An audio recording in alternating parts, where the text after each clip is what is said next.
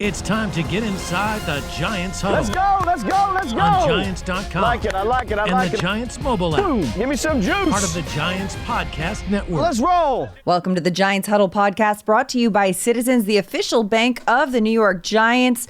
From game day to everyday, Citizens is made ready for Giants fans with insights, guidance, and solutions. Learn more at citizensbank.com. My name is Madelyn Burke, alongside Shaun O'Hara for your rapid reaction.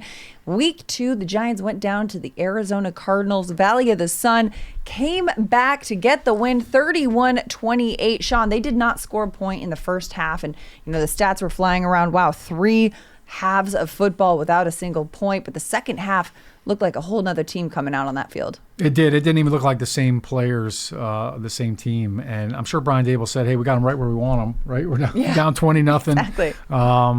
It really came down to execution. And I think as bad as the Giants played in that first half, I think Arizona also probably played one of their better halves this season, no doubt. Obviously, James Conner, he's a handful. He's a tough guy to bring down. But, Josh Dobbs, with his big 23-yard touchdown run on really what was a scramble, everybody was covered, and he just kind of ran through what looked like man coverage and ran over Xavier McKinney on the goal line there. So definitely the tale of two halves. But I think for Giants fans, as much despair as they probably felt at halftime, like, oh my gosh, are we really this bad? You see the Dallas Cowboys, how they destroyed the Jets and how good their defense is. And then when you see the way that the Giants responded in the second half, this is a good team. This is a gritty team, tough team. They came right out of halftime, and that opening drive was a statement. And the big play to Jalen Hyatt was a huge spark, not just for the offense, but for the defense as well. And the way they finished that drive off, 3 plays, and it was a touchdown by Daniel Jones. I thought that really ignited the whole team, like, okay, here we go, let's go. That was the spark they needed to kind of get the fire to smolder a little bit. And then the execution as they went along, and I thought the defense played very spirited. They did a great job of getting off the field and slowing down some of those big plays defensively. They could get a little more pressure, but I think that will come. Yeah, and I mean, you mentioned that the first half, it was like the Giants were having 3 and outs on the regular basis. They didn't have another first down really until late in the second quarter. Yeah, their first 4 possessions were 3 punts. 2 of them were 3 and outs, and 1 interception, the ball that went through Saquon Barkley's hands. So, right. That was about as nightmare of a start to the game in your first 4 possessions as you can get. Right, especially coming off of week 1, a 40-0 loss to the Cowboys, in which this team was very locked in and saying, no, we need to show that this is not the identity of this Giants team. This is not who we were. The way this game started, it was a little bit more of the same, a little bit of carryover, but this is the largest Giants comeback win of a 20 or more point deficit since 1950. A huge rallying win. And you mentioned that play or that drive to open up the second half. That Daniel Jones hits Jalen Hyatt for a 58-yard pass down the middle, ends with a Daniel Jones rushing touchdown. The fact that we're seeing a little bit more of him, especially in that second half, Daniel Jones airing it out, that's something that I know we talked about quite a bit in the preseason and training camp about how this is a priority for this team. Seeing little glimpses of that in the second half of tonight's game, is that really the identity of this Giants offense that we'd like to see more of? Yeah, I think the whole explosive plays on offense is something that they really try to be cognizant of and try to take advantage of it. And the key with that is protection. And you can try to run all these down the field plays and get big chunk yardage, but if you don't have protection, it doesn't work. And that reared its ugly head against Dallas. They tried a couple of different plays to take a deep shot, and there was a sack. There was a pressure. So I think the protection, you have to give credit. Obviously, Andrew Thomas out in this game. Josh Azudu, although he had a false start in the very first play of the game, I thought he did a great job sliding out the tackle. He did a little tackle in college, so it's not completely foreign to him, but for him to slide out, make his first start at left tackle, I thought he did a nice job. And then Marcus McKeithen, another young guy, second-year player, filling in at right guard and starting. I thought those guys settled in nicely. And then Ben Bredesen I actually went out with a concussion, and Mark Lewinsky came in. So I thought the offensive line settled down there in the second half, started to get some protection. I think that helped. I also think Saquon started to run more decisive and more authoritative. And I think when he starts playing well, defenses really start getting honed in on him. And I think every defense comes into the Giants, and their game plan is, we have to stop Saquon Barkley, and then everything else we'll figure out. And when he starts rocking and rolling, that's when everything starts to, play off of that, and you can kind of layer things. We saw Daniel Jones on the quarterback keep everybody keyed on Saquon, and all of a sudden he's running out, and there's not a defender within 10 to 15 yards. So he really is the straw that stirs the drink offensively. But it started with the execution. It started with the blocking. And I think those big chunk plays come when you do all that. You're ready for a change. Payday comes early with Citizens, so go to that retreat. New you moves to the country. Now you're raising goats and launching a lifestyle brand. Are you ready for all that life brings? Yeah, Saquon Barkley had 63 yards rushing on 17 attempts, adding another 29 yards receiving. But of course, late in the fourth quarter, is helped off the field by Giants trainers, had his ankle taped up, was limping around on the sideline. That's something that we're going to continue to monitor on a very short week for this Giants team, and a point of emphasis. Yeah, that was so unfortunate. And, really they're running plays just to kind of eat time off the clock. The Giants are in position. They're going to go for a field goal, and he just gets his right foot kind of caught under a pile and gets pushed over it. So hopefully it's just a mild ankle sprain, and it's something that he can come back from quicker than later. But again, as you mentioned, a short week. Mm-hmm. They play Thursday night against the 49ers, a very tough physical team. And you hope that as much of a fast healer he might be, playing hurt is always tough, especially as a running back. If you can't protect yourself, if you can't make the same cuts, you think about that touchdown that he was able to catch the ball, plant, and extend for the pylon and make that kind of play. Can he make that on a sprained ankle? We'll see. But that was unfortunate in the loss to have that. I thought Matt Breida did a nice job. Yeah, credit to Breida. He gets in 5-yard rush. And that's why you draft a guy like Eric Gray. Yeah. Hey, look, he got a lot of reps in the preseason. And this is the type of situation where, if a guy's nicked up, banged up, someone's got to step up. Yeah, and Matt Breida comes in, gets a nice rush down the middle, puts the Giants in a position for Graham Gano's game-winning field goal, the 12th game-winning field goal in his career. Giants get the 31-28 win. But Shaun, as an offensive lineman, I got to kind of get you to expand on this too for these Giants fans out there listening, because one of the things that we talked about the line, and yes, Andrew Thomas out with a hamstring injury, Azudu starting at left tackle, even though he'd been getting a lot of work at guard. We've seen him practicing at tackle.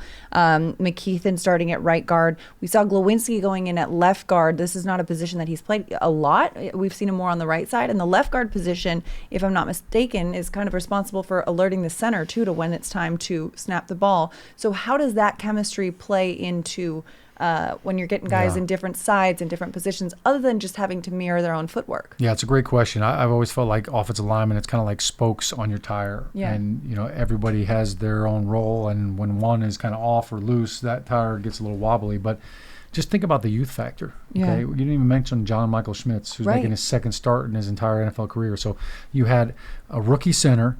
You had Marcus McKeithen, who's basically a rookie because he tore his ACL last year. This is his first game action, really, his first start at right guard. Evan Neal is in his second year. He's a young player.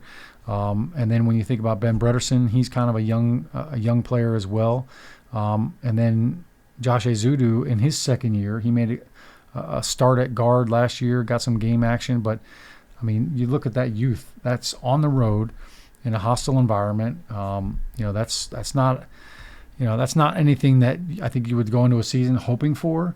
But I thought they really settled down a little bit. Those first couple of plays and the first couple of drives, you expect some dysfunction and some jitters. And I think the communication ended up kind of ironing out. But that's always a big part of it. Continuity and chemistry are two of the biggest components of a good offensive line. And when you're shuffling guys in there, something as simple as a combo block. Now Josh Azudu is out at left tackle, and he has to work it with combo blocks with Ben Bredesen, and maybe they've only had 3 days this week to practice that because of Andrew Thomas, being out. So not a lot of reps together, but there's no excuses. Right, and the offense did get things going in that second half. 24 unanswered points in the second half by the Giants, an incredible moment for them as they got it done. But, offense inspiring defense, too. The defense really shut it down. We didn't really see a lot of struggles from this Cardinals defense. They didn't punt the ball until the fourth quarter. They didn't have a 3-and-out. They had two of them, and they didn't have a 3-and-out until the fourth quarter. The defense really locking it down late in the game, giving this Giants offense opportunity after opportunity as well. What stood out to you on the defensive side of the ball? I thought Dexter Lawrence did a really good job kind of making his presence felt in the second half. You kind of saw him flash. Bobby Okereke as well made some really big tackles. He started to really swallow up the run game and become a factor. I think the Giants defensively, they're still trying to figure out do they want to be the pressure team that they were last year? Last year they led the NFL in defensive blitzes. Wink Martindale blitzed more than any other defensive coordinator in the league, and I think he has pulled back on that a little bit.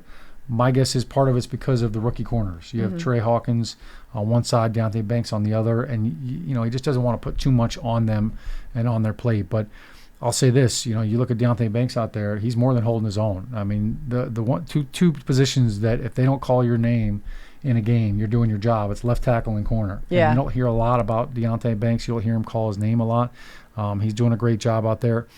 I can't say enough about Jason Pinnock.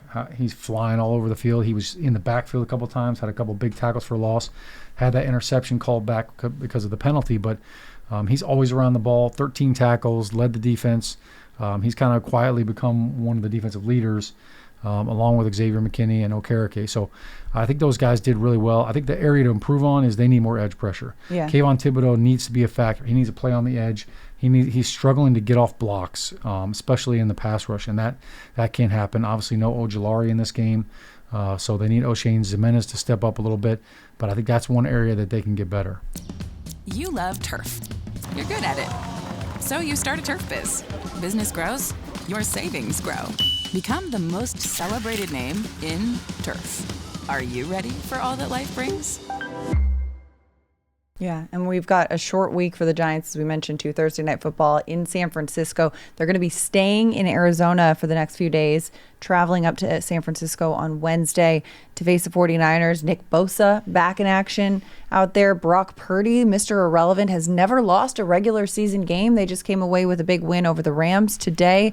What's your point of emphasis for this one? Well, I think for the Giants defense, really, this is a great challenge because Kyle Shanahan, it just seems to be like, hey, plug and play any quarterback in there, and I could put up 30 points. Like, he's just that good. A lot of it defensively is they just challenge you with reading your keys and your eyes. There's a lot of pre-snap motions. They love to move tight ends all over the place.